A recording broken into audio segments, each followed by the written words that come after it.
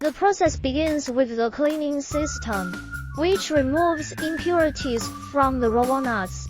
This step is vital for ensuring the purity and quality of the final product. Following cleaning, the walnuts are crushed using a specialized crushing machine. The core of the production line is the pressing machine, where mechanical pressure extracts the oil from crushed walnut pieces.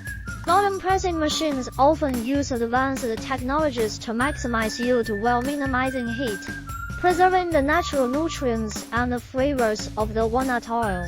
After pressing, next, the refining equipment comes into play. This step involves processes such as deguming, neutralization, bleaching, and deodorization, which further enhance the clarity, taste, and shelf life of the walnut oil. Finally, the refined oil is transferred to packaging machinery.